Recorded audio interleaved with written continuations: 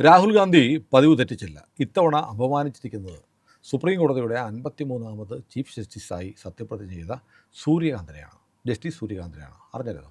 ഇല്ല. എന്താ പറഞ്ഞത് രാഹുൽ ഗാന്ധി? ഒന്നും പറഞ്ഞില്ല. കാരണം നമ്മുടെ രാജ്യത്ത് സുപ്രീം കോടതിയുടെ മുഖ്യ ന്യായാധിപൻ ചുമതലയേൽക്കുമ്പോൾ പ്രധാനമന്ത്രി, രാഷ്ട്രപതി, പ്രതിപക്ഷ നേതാവ്, ലോക്സഭാ സ്പീക്കർ, രാജ്യസഭാ അധ്യക്ഷൻ എന്നൊക്കെ ഇവരൊക്കെ പങ്കെടുക്കും. ഇത്തവണ രാഹുൽ ഗാന്ധി സുപ്രീം കോടതിയുടെ ചീഫ് ജസ്റ്റിസായി ജസ്റ്റിസ് സൂര്യകാന്ത് സത്യപ്രതിജ്ഞ ചെയ്ത ചടങ്ങിൽ പങ്കെടുത്തില്ല. വലിയൊരു അപമാനമാണ്. നമ്മുടെ ജനാധിപത്യത്തിൻ്റെ തൂണുകളല്ലേ അതെ, ജുഡീഷ്യറി, ലെജിസ്ലേച്ചർ, എക്സിക്യൂട്ടീവ്. അപ്പോൾ ഇവർ പരസ്പരം ഈ ചുമതലകൾ ഏറ്റെടുക്കുന്ന ആളുകൾ വരുമ്പോൾ പ്രതിപക്ഷ നേതാവൊക്കെ പങ്കെടുക്കുക എന്നുള്ളത് മര്യാദയാണ്. ഇന്ത്യയുടെ ഇതപര്യന്തമുള്ള ചരിത്രത്തിൽ എല്ലാ ചീഫ് ജസ്റ്റിസുമാരുടെയും സത്യപ്രതിജ്ഞാ ചടങ്ങിൽ പ്രതിപക്ഷ നേതാവും പങ്കെടുക്കാറുണ്ട്. പ്രധാനമന്ത്രി ഉറപ്പായിട്ടും ഉണ്ടാവും. സത്യപ്രതിജ്ഞ ചൊല്ലി കൊടുക്കുന്ന രാഷ്ട്രപതിയാണ്. അപ്പോൾ രാഷ്ട്രപതി ഉണ്ടാവും. അപ്പോൾ രാജ്യത്തെ ഏറ്റവും പ്രധാനപ്പെട്ട ഒന്നാണ് ജുഡീഷ്യറി. ആ ജുഡീഷ്യറിയിലെ പുതിയ അധിപൻ അധികാരമേൽക്കുമ്പോൾ പ്രതിപക്ഷ നേതാവ് പങ്കെടുക്കാതിരിക്കുക എന്ന് പറഞ്ഞാൽ തികഞ്ഞ അപമാനിക്കലാണ്. അപ്പോൾ രാഹുലിനെ സംബന്ധിച്ച് ഈ പോത്തിനെന്ത് ഏത്തവാഴ എന്ന് പറഞ്ഞ പോലെ എന്ത് ജുഡീഷ്യറി, എന്ത് സുപ്രീം കോടതി. കാരണം സുപ്രീം കോടതി എന്ന് പറഞ്ഞാൽ ഇദ്ദേഹത്തിന് വലിയ ഇഷ്ടമുള്ള കാര്യമല്ല. ഇദ്ദേഹത്തിന് ഇടയ്ക്കിടയ്ക്ക് പിടിച്ചിട്ട് മാപ്പ് പറയിപ്പിക്കുന്ന സ്ഥലമാണ്. മോദി കള്ളനാണെന്ന് സുപ്രീം കോടതി പറഞ്ഞു. സുപ്രീം കോടതി വാടേ ഇവിടെ വാ, എപ്പോൾ ഞാൻ പറഞ്ഞിട്ട് പോകുമെന്ന് പറഞ്ഞു. അയ്യോ അറിയാതെ പറഞ്ഞ ക്ഷമിച്ചേക്കെന്ന് പറഞ്ഞു. ഇനിയിപ്പം മാപ്പ് അതാണല്ലോ സാവർക്കർക്കെതിരെ നടത്തിയ പരാമർശം, ആർ എസ് എസിനെതിരെ. ഇങ്ങനെയുള്ള ഒരുപാട് പരാമർശങ്ങളുടെ പേരിൽ സുപ്രീം കോടതി, പിന്നെ മാത്രമല്ല സുപ്രീം കോടതി ഇവരെ പോയിട്ട് മറ്റേ നാഷണൽ ഹെറാൾഡ് കേസ് 13,000 കോടി രൂപ അമ്മയും മകനും കൂടെ അടിച്ചു മാറ്റി. ആ കേസ് ED കേസിൽ ജാമ്യത്തിൽ നിൽക്കുകയാണ്. ജാമ്യം, അതായത് നരേന്ദ്രമോദിയും അമിത്ഷായും കൊടുത്ത കരുണ കൊണ്ട് ജയിലിൽ പോകാതെ. കാരണം എങ്ങാനും ജയിലിൽ പോയാൽ വലിയ ഹീറോ രക്തസാക്ഷി പരിവേഷത്തിൽ വരുമല്ലോ. അതുകൊണ്ട് വേണ്ട, ഇവരെ അറസ്റ്റ് ചെയ്യേണ്ട, വിട്ട് കയറിങ്ങനെ അയച്ച് വിട്ടു കൊടുത്തിട്ടിരിക്കുക. അതിനനുസരിച്ച് രാജ്യത്തെ തകർക്കാനുള്ള ശ്രമം നടത്തുന്നുണ്ട്. അപ്പോൾ ഏതായാലും അതിൽ ആ കേസ്, നാഷണൽ ഹെറാൾഡ് കേസ് റദ്ദാക്കണമെന്ന് ആവശ്യപ്പെട്ട് സുപ്രീം കോടതി പോയി. സുപ്രീം കോടതി ഇതിനകത്ത് പ്രൈമ ഫേസി പ്രഥമ ദൃഷ്ടിയെ നോക്കുമ്പോൾ ഇതിനകത്ത് നല്ല മെറിറ്റുണ്ട്, ഗുരുതരമായ പ്രശ്നങ്ങൾ ഇതിനകത്തുണ്ട്. അതുകൊണ്ട് കേസിൻ്റെ വഴിക്ക് പോകട്ടെ എന്ന് സുപ്രീം കോടതി പറഞ്ഞു. പക്ഷേ ഇപ്പോഴും നമ്മുടെ നാട്ടിലെ കോൺഗ്രസ്സുകാരും നമ്മുടെ നാട്ടിലെ മാധ്യമങ്ങളും പറയുന്നത് മോദി സർക്കാർ പക വീട്ടാൻ വേണ്ടി ഈ സോണിയാഗാന്ധിയെയും മകനെയും കേസിൽ കുടുക്കിയിരിക്കുകയാണ്. അങ്ങനെ ഉണ്ടെങ്കിൽ ഈ നാട്ടിൽ നിയമമുണ്ട്. കോടതി പോയി, സുപ്രീം കോടതി ഇത് കേസ് നടക്കട്ടെ, അങ്ങനെയൊന്നും കേസ് റദ്ദാക്കാൻ പറ്റില്ല എന്ന് പറഞ്ഞിട്ടാണ് ജാമ്യം എടുത്ത് രണ്ടും കൂടെ കള്ളം പറഞ്ഞ് ഇന്ത്യ വിരുദ്ധത പറഞ്ഞ് നാട് മുഴുവൻ, ലോകം മുഴുവൻ ചുറ്റുന്നത്. അപ്പോൾ ഇത് വളരെ പ്രധാനപ്പെട്ട ഒരു കാര്യമാണ്. എന്തുകൊണ്ട് രാഹുൽ ഗാന്ധി പങ്കെടുത്തില്ല? ഇപ്പോൾ ചോദിക്കുന്നുണ്ട്. ഇത് ചോദിക്കുന്ന BJPയുടെ വക്താവ് അമിത് മാളവിയ ഇപ്പോൾ ചോദിക്കുന്നു, എവിടെ രാഹുൽ ഗാന്ധി എവിടെ? ഇനിയിപ്പോൾ രാജ്യത്തെ സുപ്രീം കോടതിയിലെ പ്രശ്നം അവിടെ നിൽക്കട്ടെ. ഈ രാഹുലിൻ്റെ തന്നെ സ്വന്തം പാർട്ടി ഉണ്ടല്ലോ, സ്വന്തം പാർട്ടി കർണാടകയിൽ അടിയോടടിയാ. ചിലർ പറയുന്നത് സിദ്ധരാമയ്യ ഉച്ചയ്ക്ക് അമിത്ഷായെ കാണുമെന്ന് ചിലർ പറയുന്നു. അതല്ല, സിദ്ധരാമയ്യ 12 മണിക്ക് കാണുമെങ്കിൽ 11 മണിക്ക് അമിത്ഷായെ DK ശിവകുമാർ കാണുമെന്ന് അഭ്യൂഹം പരക്കുന്നു. അപ്പം അവർ തമ്മിലുള്ള വ്യവസ്ഥ പ്രകാരമുള്ള മുഖ്യമന്ത്രി സ്ഥാനം വെച്ച് മാറൽ നടക്കുന്നില്ല എന്ന് മാത്രമല്ല, DK ശിവകുമാർ ഇപ്പോൾ പറഞ്ഞിരിക്കുന്നു, ഞങ്ങൾ തമ്മിലൊരു രഹസ്യധാരണയുണ്ട്. 6 പേർക്കറിയാം. 6 പേർ ഉറപ്പായിട്ട് അമ്മ, മകൾ, ഇനി ആ കൊച്ചു പ്രിയങ്ക ഗാന്ധിയുടെ മക്കളുണ്ടോയെന്ന് അറിയത്തില്ല, പിന്നെ ഖാർഗെ ചിലപ്പോൾ കാണും, പിന്നെ KC വേണുഗോപാൽ ഉണ്ടാവും. 6 പേർക്ക് അറിയാവുന്ന ഒരു രഹസ്യധാരണയുണ്ട് എന്ന് പറഞ്ഞാൽ അടിയോടടിയാണ്. എന്നിട്ട് മാത്രമല്ല, ഈ DK ശിവകുമാർ പല ദിവസമായി രാഹുൽ ഗാന്ധിയെ ഒന്നും ബന്ധപ്പെടാൻ ശ്രമിക്കുന്നു, കിട്ടുന്നില്ല. ഇന്ന് 1 മണിക്കൂർ മുമ്പ് DK ശിവകുമാറിനൊരു മെസ്സേജ് വന്നിരിക്കുന്നു വാട്സാപ്പിൽ. ഇത് ടൈംസ് ഓഫ് ഇന്ത്യയും ഇന്ത്യ ടുഡേക്ക് റിപ്പോർട്ട് ചെയ്തിട്ടുണ്ട്. രാഹുൽ ഗാന്ധിയുടെ വാട്സാപ്പ് മെസ്സേജ് DK ശിവകുമാർ വന്നിരിക്കുന്നു, വൈകാതെ കാണാം. അതായത് നാട്ടിൽ സ്വന്തം പാർട്ടിക്ക് അപൂർവം ചില സ്ഥലങ്ങളിലേ ഭരണമുള്ളൂ. കർണാടകയിലെ എപ്പോൾ വേണേലും പോകാൻ നിൽക്കുകയാണ്. ആ സമയത്ത് ഇത് പരിഹരിക്കാൻ ഇടപെടാൻ വേണ്ടിയിട്ട് ഈ രാഹുൽ ഗാന്ധി ഇല്ല. ഞാൻ വേറൊരു പേര് പറയാൻ വന്നു, അത് ഞാൻ വിഴുങ്ങിയത്. അത് പറയേണ്ട, നമ്മുടെ പ്രേക്ഷകർ പറയുന്നതുകൊണ്ടാണ്. അത് പറയുന്നതുകൊണ്ട് കുഴപ്പമൊന്നുമില്ല. അതാ പറഞ്ഞോ, ഞാനായിട്ട് പറയുന്നില്ല. എന്നോട് എനിക്ക് അടുപ്പമുള്ള ചില ആളുകൾ അങ്ങനെ പറയരുത്. അങ്ങനെയൊക്കെ ആണെങ്കിലും ഒരാൾ മന്ദബുദ്ധിയാണെങ്കിൽ നമ്മൾ അയാളെ മന്ദബുദ്ധി എന്ന് വിളിക്കുന്നത് ശരിയാണോ? അത് ശരി റിസൾട്ടല്ലേ? അതുകൊണ്ട് വിളിക്കുന്നില്ല എന്ന് പറഞ്ഞാൽ അതുകൊണ്ട് ഞാനത് ഉപയോഗിക്കുന്നില്ല. അദ്ദേഹത്തെ കാണുന്നില്ല. അദ്ദേഹത്തെ ഈ സ്വന്തം പാർട്ടിക്ക്, സ്വന്തം പെരയ്ക്ക് തീ എത്തുമ്പോൾ അപ്പുറത്തെ മയിൽക്കുറ്റിയെ പോയിരുന്നിട്ട് ബീഡി വലിച്ചുകൊണ്ടിരിക്കുന്ന ആളെക്കുറിച്ച് എന്ത് പറയാൻ പറ്റും? ഈ ആ അവസ്ഥയിൽ ഉള്ളവരേക്ക് കർണാടകയിൽ ഡി കെ ശിവകുമാറാണ് പാർട്ടിക്ക് പിരിവ് നടത്തുന്നത്, പണം ഉണ്ടാക്കുന്ന ആൾ, ക്രൈസിസ് മാനേജറാണ്. അവിടെ ഈ ക്രൈസിസ് മാനേജർ തന്നെ പ്രശ്നം ഉണ്ടാക്കിക്കൊണ്ടിരിക്കുക. എനിക്ക് പറഞ്ഞാൽ മുഖ്യമന്ത്രി കസേര ഇങ്ങോട്ട് താ എന്ന് പറഞ്ഞ് അടിയോടി, ഞാൻ ഇല്ലില്ല ഞാൻ 5 വർഷവും ഭരിക്കും എന്ന് സിദ്ധരാമയ്യ. അങ്ങനെ ആകെ കലാപകലുഷിതമായി കർണാടകയിലെ പാർട്ടി നിൽക്കുമ്പോൾ എവിടെയാണ് രാഹുൽ ഗാന്ധി? ഈ ഗതിയാണെങ്കിൽ രാഹുൽ ഗാന്ധിക്ക് അധികം പ്രശ്നത്തിൽ ഇടപെടേണ്ടി വരില്ല. ശിവകുമാർ BJP യിലേക്ക് പോകും. അല്ല, അവിടെ നിൽക്കട്ടെ. രാഹുൽ ഗാന്ധി എവിടെയാണ്? രാഹുൽ ഗാന്ധി കഴിഞ്ഞ 13-ാം തീയതി സൗത്ത് അമേരിക്കയ്ക്ക് പോയി. കാരണം ബീഹാറിലെ ഇലക്ഷൻ്റെ റിസൾട്ട് വരുന്നതുവരെ കാത്തിരിക്കാൻ പോലും ഈ രാഹുൽ ഗാന്ധിക്ക് ക്ഷമയില്ല. ഇനിയിപ്പം അവിടെ സൗത്ത് അമേരിക്കയിൽ ഇരുന്നിട്ട് കുറച്ച് മ്യാൻമറിൽ നിന്നാണല്ലോ ആദ്യമേ പുള്ളി മറ്റു വോട്ട് ചോരിയുടെ രഹസ്യങ്ങൾ കൊണ്ടുവന്നത്. അതുപോലെ എന്തെങ്കിലും സാധനം അവിടെ നിന്ന് ഏതെങ്കിലും സോറോസിൻ്റെ ടീം തയ്യാറാക്കിക്കൊണ്ടുവരും, അടുത്ത ഒരു സാധനമായിട്ട് രംഗം പ്രവേശനം ചെയ്യും. ഇപ്പം നമ്മൾ ഈ കഴിഞ്ഞ മാസമാണ് ഈ സൗത്ത് അമേരിക്കൻ രാജ്യങ്ങളിൽ ഒരു ട്രിപ്പ് പോയി. ബ്രസീൽ, കൊളംബിയ, പെറു, ചിലി തുടങ്ങിയ രാജ്യങ്ങളിൽ പോയി. കൊളംബിയ പോകുമ്പോഴത്തേക്ക് പ്രധാനപ്പെട്ട കാര്യം, കൊളംബിയയിലാണ് ഇങ്ങേർക്കൊരു ഭാര്യ ഉണ്ടെന്ന് പറയുന്നത്.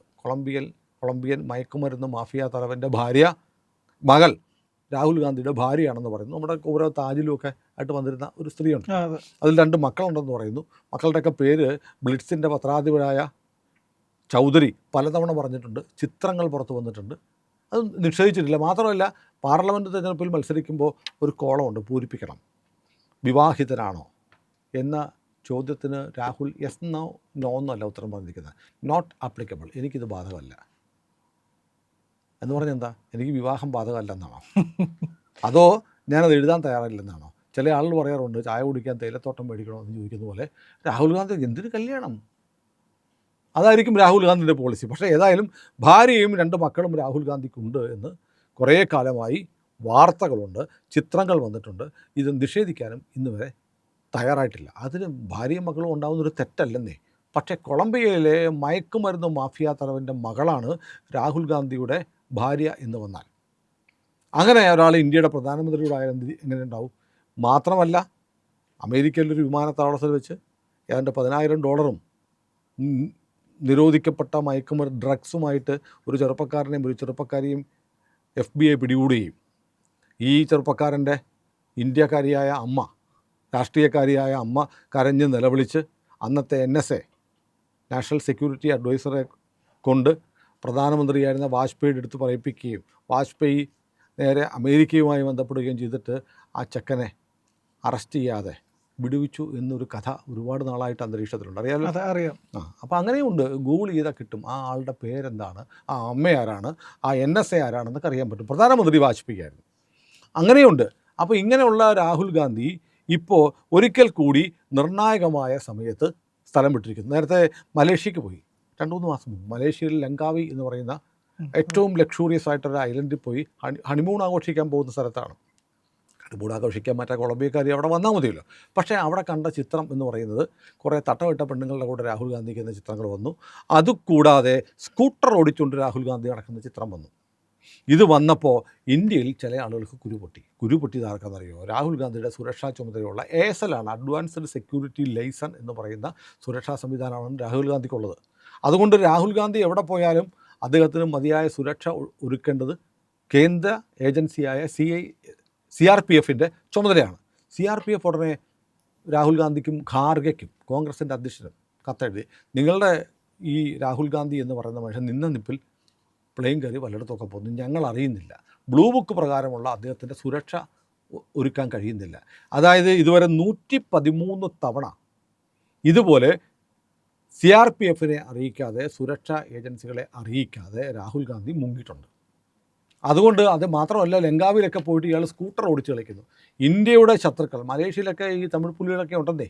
രാഹുൽ ഗാന്ധിയുടെ അച്ഛനെ തോക്കിൻ്റെ പത്തിക്കടിച്ച് കൊല്ലാൻ അവർ ശ്രമിച്ചതാണ്.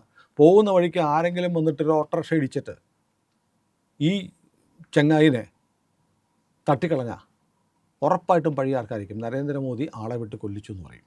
അതുകൊണ്ട് രാഹുൽ ഗാന്ധിയുടെ പരിപാടികൾ വളരെ മുൻകൂട്ടി അറിയിക്കണം എന്ന് പറഞ്ഞിട്ടുണ്ട്.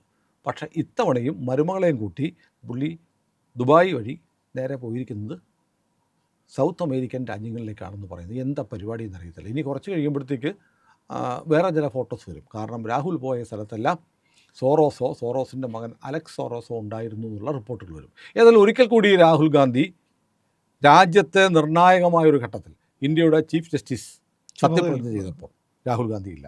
അദ്ദേഹത്തിൻ്റെ പാർട്ടിയിൽ കർണാടകയിൽ തീ പിടിച്ച് കത്തിക്കൊണ്ടിരിക്കുമ്പോൾ ആ തീ അണയ്ക്കാൻ രാഹുൽ ഗാന്ധിയില്ല. പല തവണ പല ദിവസങ്ങളായി DK ശിവകുമാർ ബന്ധപ്പെട്ടതിന് ശേഷം ഇപ്പോഴാണ് ഒരു വാട്സാപ്പ് മെസ്സേജ് വരുന്നത്, നിക്ക് ഞാൻ വരാം. സത്യം പറഞ്ഞാൽ കഷ്ടം തോന്നും. നമുക്ക് രാജ്യത്തിൻ്റെ പ്രതിപക്ഷ നേതാവിനോട് ബഹുമാനം തോന്നുന്നതുകൊണ്ട് സ്വാഭാവികമായിട്ടും ജനാധിപത്യത്തിൽ വിശ്വസിക്കുമ്പോൾ അങ്ങനെയാണ്. കേരളത്തിൻ്റെ പ്രതിപക്ഷ നേതാവിനോട് മിനിമം ബഹുമാനം എല്ലാവർക്കും ഉണ്ടായിരിക്കും. പക്ഷേ അത്തരത്തിലൊരു ബഹുമാനം തോന്നാനുള്ള സാധ്യത പോലും ഈ മനുഷ്യൻ തരുന്നില്ല എന്നുള്ളതാണ്. അതിന് കാരണം ഇപ്പോൾ നമ്മൾ വി ഡി സതീശൻ്റെ രാഷ്ട്രീയമായ അഭിപ്രായം വ്യത്യാസമുള്ളവരുണ്ടാവാം. പക്ഷേ സതീശൻ കേരളത്തിലെ എല്ലാ വിഷയങ്ങളിലും ഇടപെട്ട് കേരളത്തിൽ ഉടനീളമുണ്ട്. അല്ലാതെ ഇടയ്ക്ക് 3 മാസം ടൂറ്, പിന്നെ 3 മാസം ഇവിടെ, പിന്നെ 3 മാസം ടൂർ, അങ്ങനെയല്ല.